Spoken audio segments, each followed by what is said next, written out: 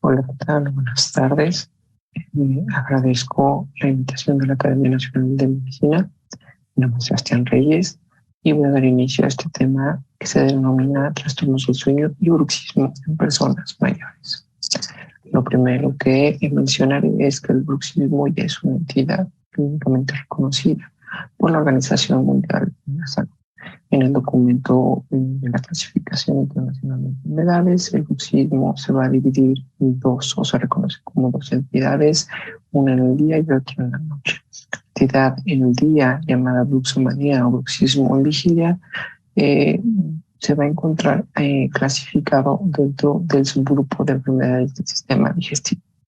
Por su parte, el bruxismo del sueño va a estar clasificado dentro de las enfermedades del ciclo sueño-vigilia. Uno de los grupos, quizá el grupo de mayor relevancia a nivel internacional referente al campo de medicina del sueño, es el de la Academia Estadounidense. Y ese documento titulado como tercera clasificación de trastornos del sueño se coloca al bruxismo dentro del grupo relacionadas al movimiento. Ahora bien, la Secretaría de Salud en sus guías de práctica clínica reconoce al bruxismo como un problema bucal. Dentro de los trastornos temporomandibulares, el bruxismo va a fungir como una etiología y como un signo. ¿Cómo definimos al bruxismo? Se va a definir como una actividad repetitiva de los músculos de la mandíbula caracterizada por apretar o rechinar los dientes. Este bruxismo va a afectar o puede afectar a las personas a nivel interpersonal, así como en su funcionamiento diario. De acuerdo a la Academia Estadounidense de Medicina del 2000, nosotros podemos clasificar el bruxismo como leve, moderado y grave en función de la actividad rítmica de los músculos masticadores. Si tenemos una actividad de 2 a 4, vamos a hablar de un bruxismo leve moderado. Si es una actividad rítmica que se presenta más de 5 ocasiones por hora de sueño, lo vamos a llamar grave. Existen otros grupos que tienen clasificaciones distintas y lo dividen en 4, 6 y arriba de 9 respectivamente. Y el código propuesto por la OMS es el que muestro aquí en la tabla. Ahora bien, los subtipos ya se los manejamos como diurno y como nocturno. Dentro del nocturno vamos a encontrar el primario o idiopático, el secundario a enfermedades o condiciones médicas y el tercero muy asociado al secundario en definición, pero tiene que ver más como una reacción a un tratamiento. El bruxismo es altamente prevalente a lo largo del ciclo vital. Los datos nos dicen que es más prevalente antes de los 11 años. En hombres y en mujeres no se han notado diferencias a lo largo de pues el ciclo vital. Sin embargo, en adultos mayores se considera que la prevalencia, que es del 3% en población general, se encuentra subestimada debido a factores como el edenturismo, el uso de dentaduras postizas y cambios en el comportamiento del sueño, por ejemplo, el aislamiento. Ahora bien, una revisión reciente señala que en realidad la prevalencia en poblaciones particulares es desconocida debido a un progreso diagnóstico. Y esto es lo que estaremos ahondando un poco en las siguientes diapositivas. Los criterios diagnósticos. Bueno, los criterios diagnósticos según la tercera clasificación de la Academia Estadounidense son los siguientes. Deben cumplirse los criterios A y B. Rechinar los dientes de forma regular y frecuente mientras se duerme, como se muestra en el video, así como desgaste en los dientes.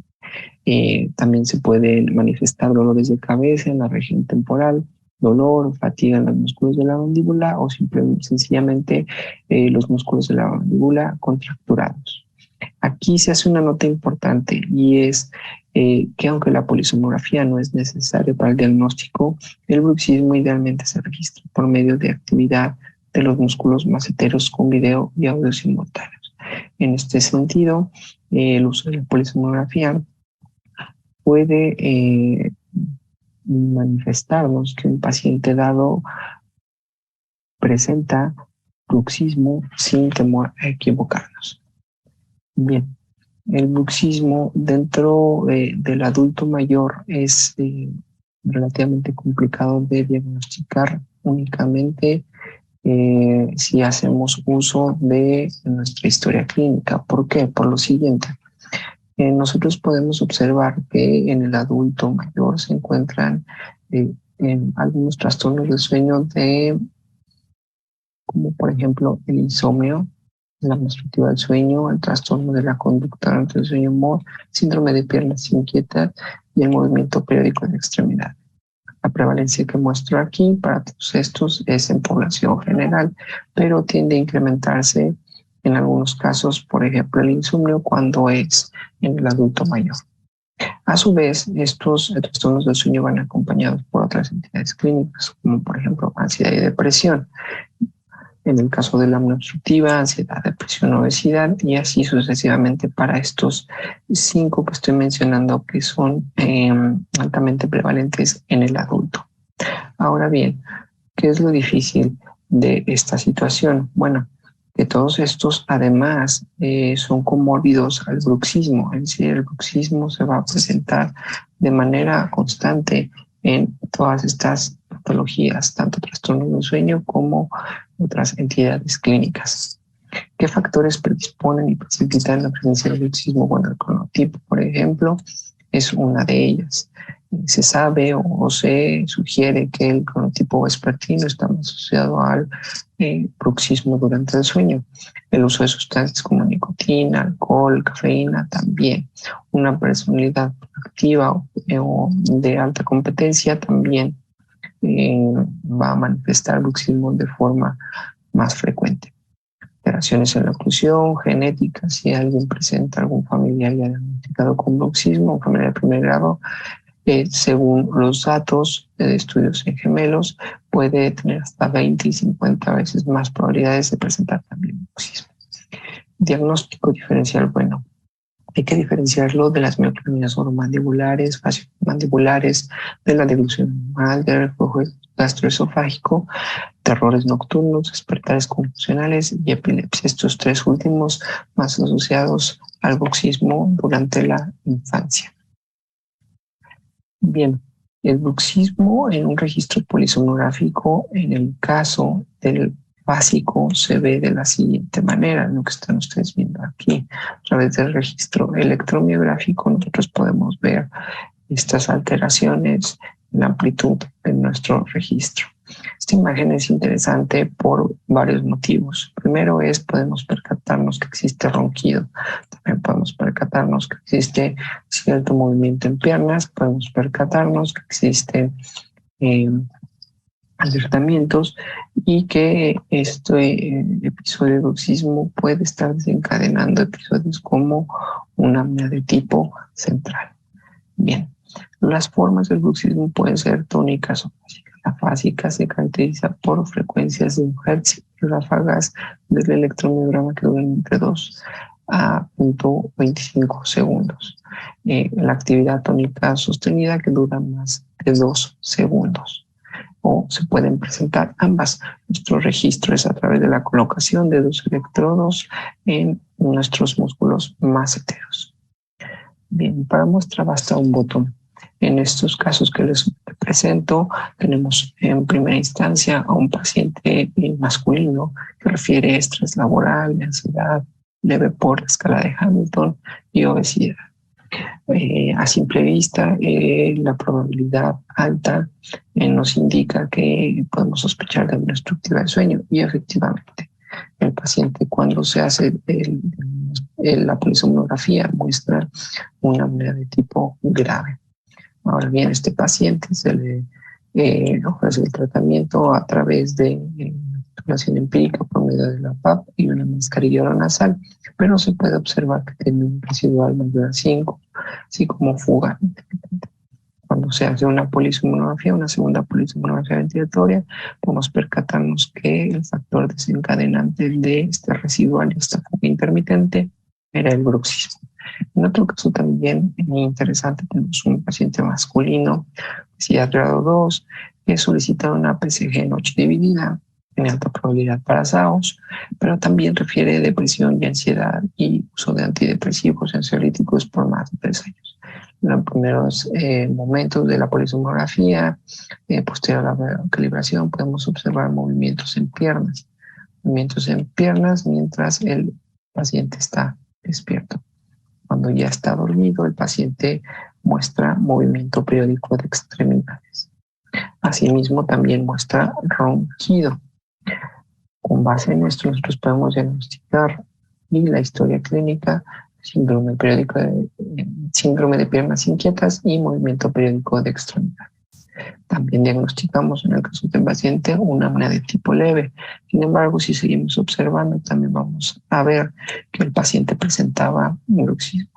En conclusión, un mismo paciente puede presentar uno o varios trastornos de sueño que difícilmente van a ser diagnosticados por datos clínicos, de tal suerte que podemos tener un sistema diagnóstico del bruxismo a través de el autorreporte, por ejemplo, cuestionarios, se considera como un posible diagnóstico, uno probable si utilizamos hallazgos físicos, además del autorreporte, y el definitivo si además utilizamos la polisomnografía, de tal suerte que el diagnóstico va a ser más específico y más sensible cuando utilizamos estas 3 herramientas.